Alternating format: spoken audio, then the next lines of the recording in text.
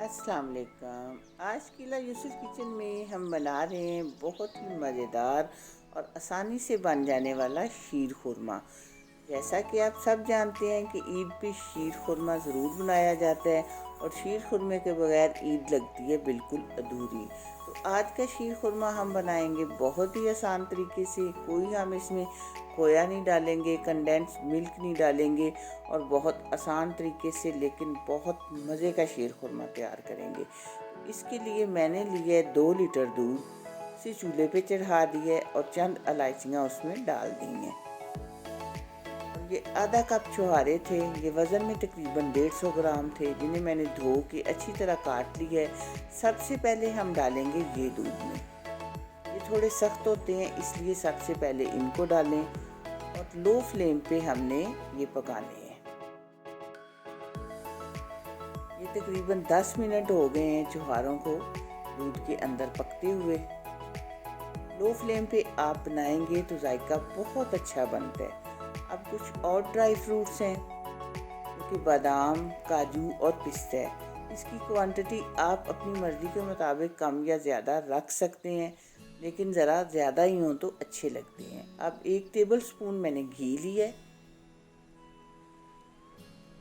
अब ये सब ड्राई फ्रूट जो हैं ये हम इसमें रोस्ट कर लेंगे। बहुत ज़्यादा रोस्ट नहीं करने, हल्का सा कलर चेंज होगा तो हम फ्लेम ऑफ कर देंगे।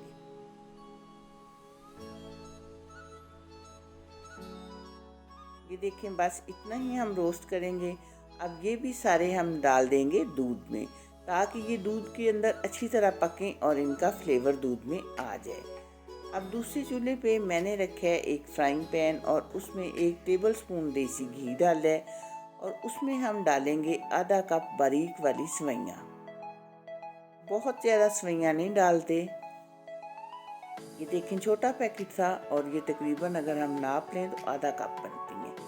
सवैयों को हमने बहुत अच्छी तरह रोस्ट करना है, इनका कलर जो है बिल्कुल गोल्डन हो जाए। ये देखें, अब भी कलर आप देखें और रोस्ट होने के बाद देखें कि इतना मैंने इसे रोस्ट किया है। अब इनको भी हम डाल देंगे दूध में। अगर सवैयाँ हम थोड़ी रोस्ट करेंगे तो फिर दूध के अंदर इनका कच्चा कच्चा जायका आता है जो कि अच्छा नहीं लगता। तो ध्यान रहे कि आपने ये शीर खुरमा बनाते वक्त फ्लेम मीडियम टू लो रखना है, हाई फ्लेम पे नहीं बनाना। आहिस्ता आहिस्ता इसमें चम्मच हिलाते रहें ताकि नीचे ना लगने पाए। अब आखिर में हम डालेंगे इसमें चीनी। आधा कप मैंने चीनी डाली है। आप अपने टेस्ट के मुताबिक कम या ज़्यादा जितना भी आपके घर में पसंद किया जाता है उतना डाल लें। चीनी डालने के बाद फिर हम इसको 5-7 मिनट तक पकाएंगे। आखिर में डालेंगे किशमिश। किशमिश शुरू में नहीं डाली थी मैंने क्योंकि ये ज़रा नाजुक सी होती है, फिर बहुत ज़्यादा गल जाती है।